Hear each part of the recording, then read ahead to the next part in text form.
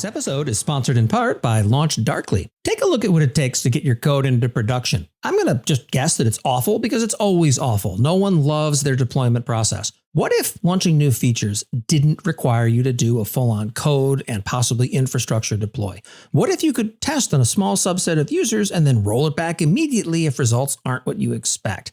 LaunchDarkly does exactly this. To learn more, visit launchdarkly.com and tell them Corey sent you and watch for the wince. Ever notice how security tends to be one of those things that isn't particularly welcoming to folks who don't already have the word security somewhere in their job title? Introducing our fix to that. Meanwhile, in security. To sign up for the newsletter or to find the podcast, visit meanwhileinsecurity.com. Coming soon from the Duckbill Group. Hello and welcome to Fridays from the Field. I'm Pete Cheslock. I'm Jesse DeRose. And we're back again. We're continuing our series, The Unconventional Guide to AWS Cost Management. And as always, if you have questions as we are going through this series and want to learn more, go to lastweekinaws.com/QA. Thank you to all of those who have already submitted questions. Yes. Really great ones coming in. Thank you. We're going to take a couple of episodes in the future to answer those questions and really dive into them. So keep them coming. We really love them so far. So Jesse, what are we talking about today? Today, we're going to be talking about one of my favorite topics, which is that humans are the most expensive part of cloud. Yeah, we hear this quite a bit. I mean, not just in salary, right? Like, this is the line that usually is mentioned when we talk to folks about their Amazon spend. They say, well, outside of salary, Amazon is our most expensive bill. Yeah. That line has been repeated more times than I can count. But what's so fascinating to me is that this really gets at the idea of total cost of ownership. And I think that's ultimately what I really want to focus on for just a second. Total cost of ownership is thinking about all of the spend related to your cloud costs. Now, when you think about cloud costs, you will generally think about just the usage that you have within AWS, maybe some discounts from an EDP or PPAs. But are you thinking about how much time it's taking your engineers to manage all of that usage, manage that infrastructure, manage the deployment pipelines that are living within the cloud? Are you thinking about all of those components and the cost of those components alongside your usage? Yeah, exactly. I think engineers are bad at this. Yeah, myself included. But this is something where, we want to build things, right? That's why we're in this industry, and it's fun to build things. Maybe not so much fun to kind of ongoing manage those things, but looking at you, Cassandra and Elasticsearch clusters. Yeah, it's this idea that there are definitely opportunities for engineers to spin things up and manage things on their own when you want to build that Kubernetes cluster and learn how to manage a Kubernetes cluster, learn how to build a Kubernetes cluster. That's great. We don't want to stop you from building and learning at all. But when you're building infrastructure for your organization, for your teams, for your products, is it going to be more cost effective for you to build this solution yourself? Or is it going to be more cost effective for you to leverage existing managed services within the cloud?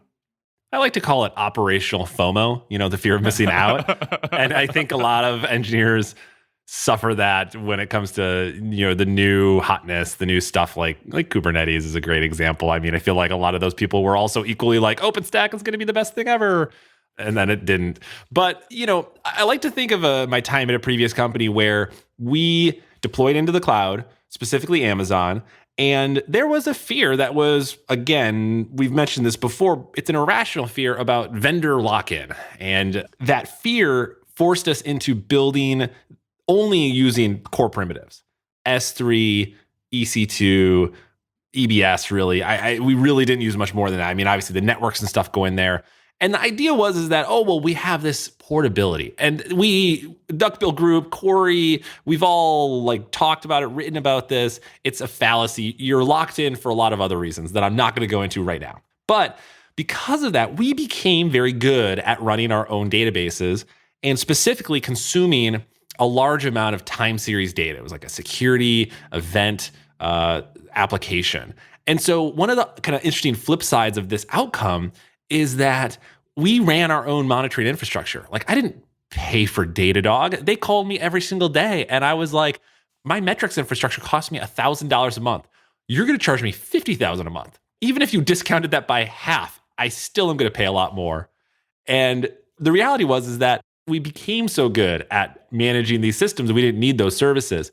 But I always think back at what cost? How much more time could we have invested in the application, the product, how we deployed it, availability, all that stuff, if we hadn't had to invest so much time into running our own Elasticsearch, running our own Mongo, our own Redis, our own Cassandra? We spent a lot of time doing those things.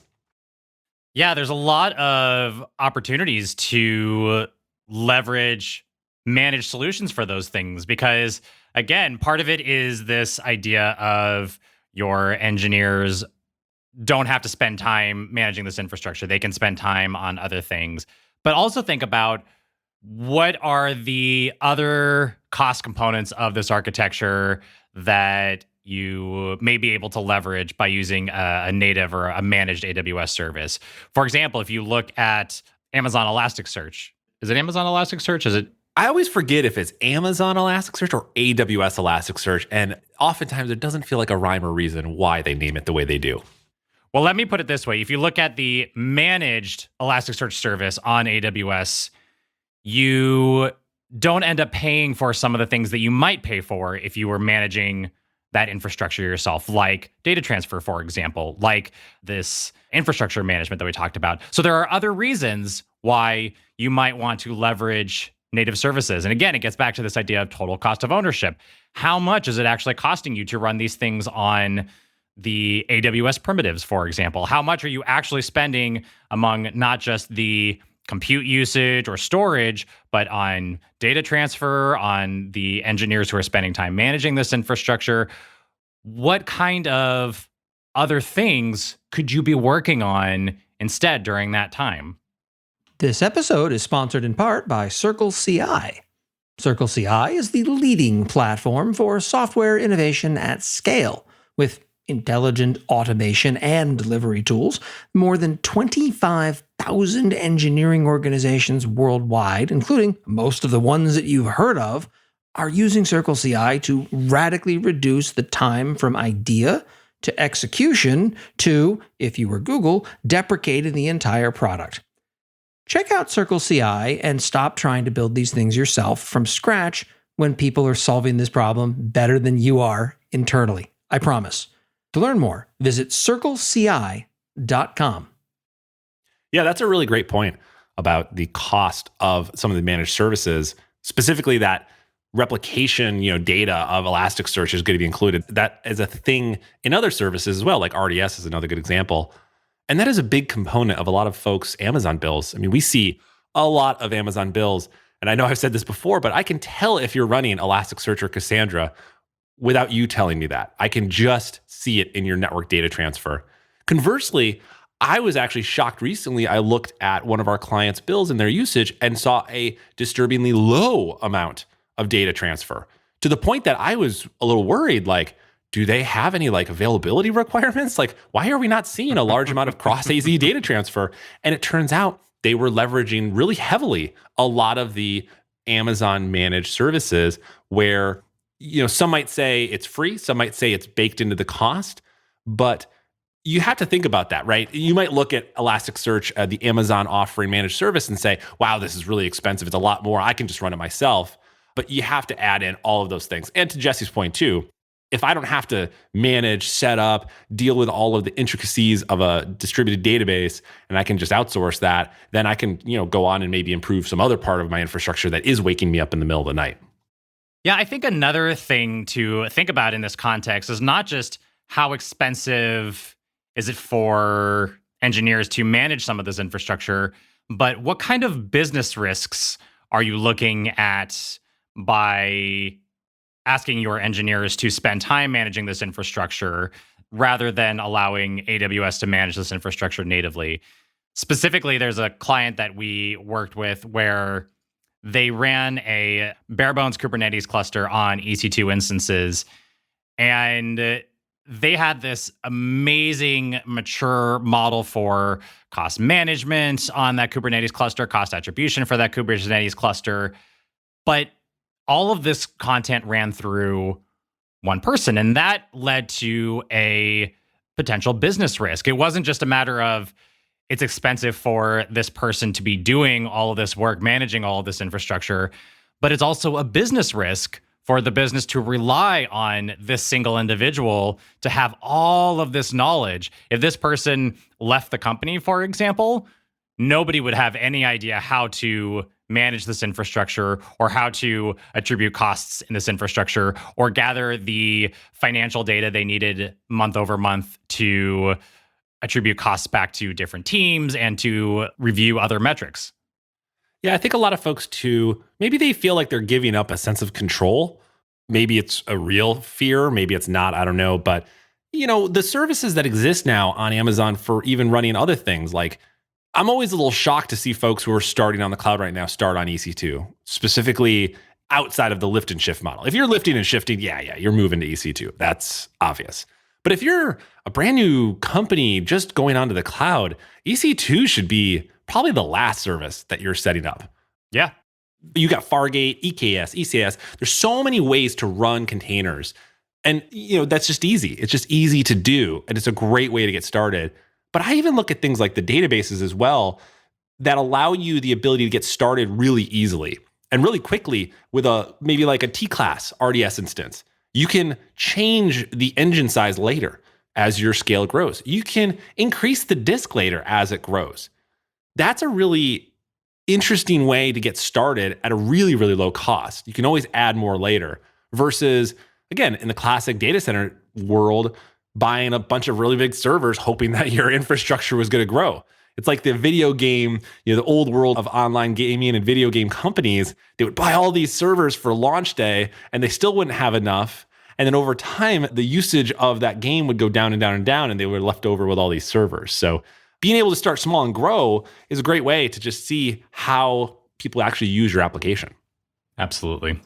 But yeah, at the end of the day, I think what we're really getting to here is that more broadly, folks should really fear less about the managed services, whether it's a managed service on Amazon or you're using Datadog. I mean, this concept of vendor lock-in as a way of not using the easiest service is just a really sad state of affair to hear so many people still say this. In many cases, I say places like MongoDB, their Atlas system, they are the creators of this. Theoretically, they're the best place to get that service from.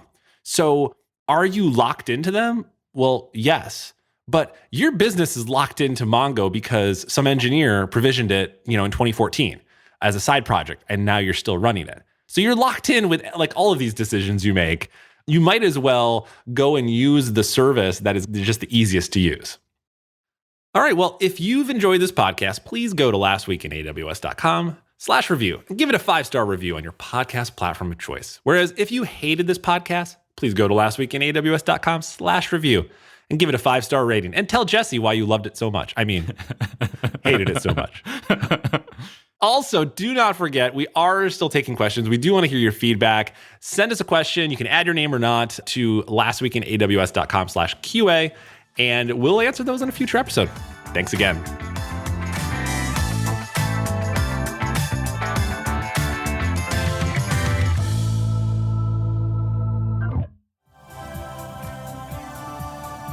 This has been a Humble Pod production.